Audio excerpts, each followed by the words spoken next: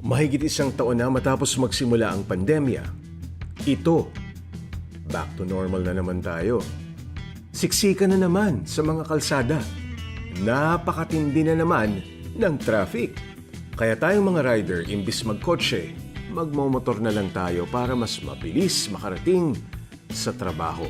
At isa sa mga halos araw-araw nagmomotor para makarating sa iba't ibang gigs at meeting ay ang host extraordinaire at tunay na rider na si Sam YG.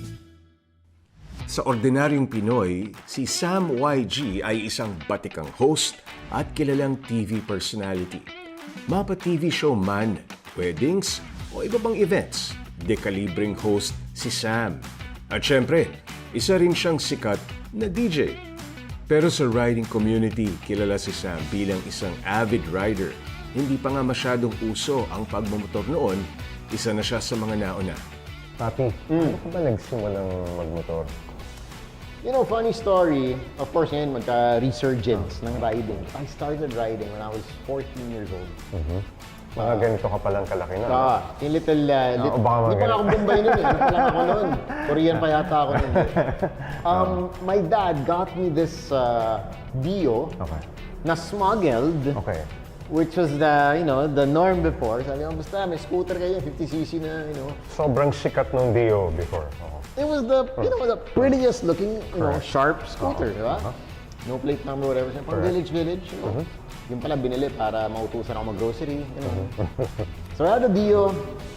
After that, I'm sure you're familiar. I'm not sure if they still make those bikes. The YSR? YSR. Small, it's a racer. Yes. But it's super small. It's like a midget racer. Looks like a pocket bike. Yes. Parang gano'n. Yes, Suzuki. Pero ang forma mo nun. Yes, Okay. exactly. But the wheels are as small as a scooter. Praktikal na paraan ng transportasyon at masarap sa pakiramdam ang pagmamotor. Pero dahil bata pa siya noon, hindi yan ang dahilan ni Sam bakit siya nagsimulang magmotorsiklo. Pero nung bata ka, anong attraction sa'yo ng two-wheel, ng motorcycle? I'm sure nagbibisikleta ka rin nung mga panahon yan, but anong attraction may engine na two-wheel? Anong attraction sa'yo? I'm not gonna lie. No, una, it just looked cool. Okay. And you're a high school kid with your own scooter, it looked cool.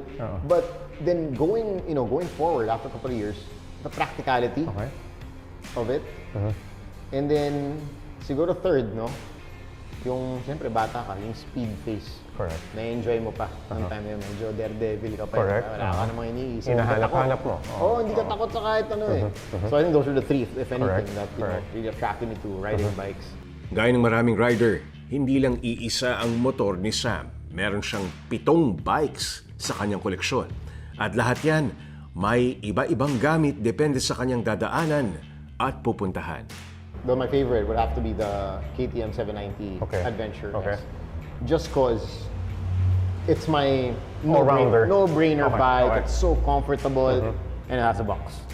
Okay. Ma-appreciate mo yung box after a while eh. Kasi una backpack ka pa eh. Tapos when your back, when your back starts to sweat, dumidikit yung likod ng backpack sa t-shirt mo na basa, hindi na siya, So, once you experience having a top box or a bag on your bike, sabi ko, okay, this is just something else. And like you said, it's a bike that goes anywhere. Correct. I like the center of gravity, magaang. It's the perfect bike for me, size-wise as well.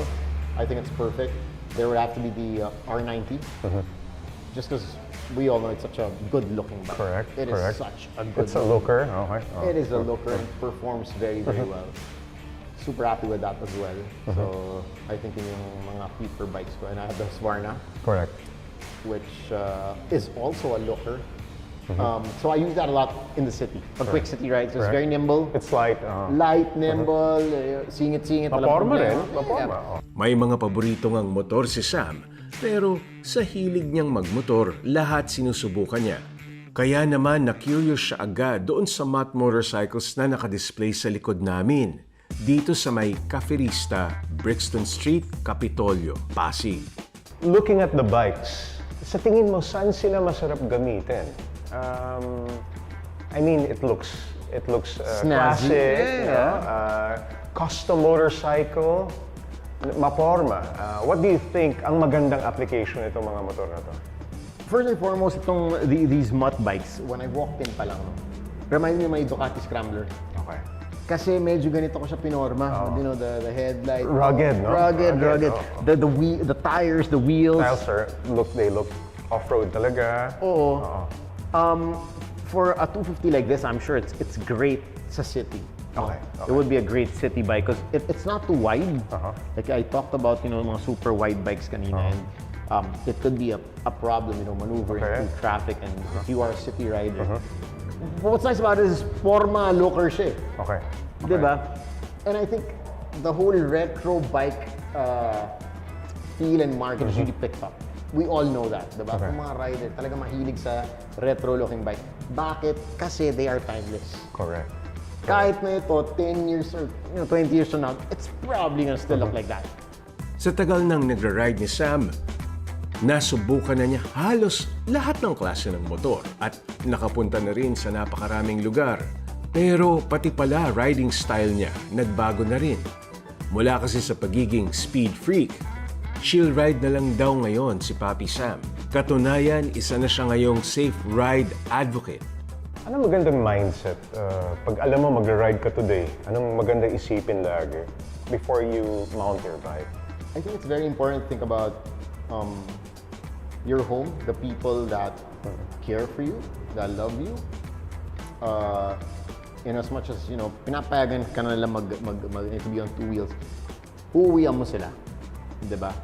So, I guess always, you know, when you open that throttle, think about that. Think about the people that, you know, that your family, your friends, are you gonna give it that extra squeeze? Is it necessary? Or okay ka na doon? And once you have that mindset, no, maybe less yung gigil mo. Maybe you're not gonna open that throttle as much or unnecessarily. Sa dami nga ng bagong rider ngayon, maraming steps sa tamang pagmumotor ang nilalampasan na ng marami. Kasi Sam, may mga payo sa mga newbie rider. Okay, number one is invest in gear. Okay. People actually minsan, bibili ka ng mahal na motor, pero titipirin mo yung helmet, titipirin mo yung gear mo, protection mo. We spend so much on our bikes, we spend so much, you know, dressing it up, making it look custom, putting tires, wheels, side mirrors. But minsan titipirin natin yung helmet natin. Titipirin natin yung jacket natin. And these are the things that you have to keep in mind, that these are the things that will protect you. Invest in proper lessons, and if you could actually, you know, take them to another level pa, you know, take more classes to be a more advanced rider, that would be fantastic. Kasi minsan, our riding habits, let's say, lagi kang rev brake. Nakasakay na ba kayo sa kotse na, no? Yung driver, sinasabi natin mabigat yung paa. Diba? Yung jerky. Aminin natin, as riders, meron din minsan ganun. Correct. Diba? Na Parang gigil. No? gigil. Okay, merong maliit na gap, sisingit ka pa para lang abutan yung harap ng stoplight, and that's what, like, saving 5 seconds of your life, tapos may natamaan ka pang kotse, may nasagi ka pa, sa hassle pa. E paano kaya yan? Malapit ng ikasal si Sam. Makapagmomotor pa kaya siya? Na-imagine ba sarili mo na walang motorsiklo? Parang, You know what? Ironically, I tell people na baka okay sa akin na walang motor, pero parang hindi ko kayang walang scooter. At least. at least. At least. No? On the, you know, because like, we're both, you know, we jump from one place to another. Yes. And minsan you just have to, you know, get something here. Ayaw mo mag four-wheel, no? It doesn't make sense. It doesn't make sense for me.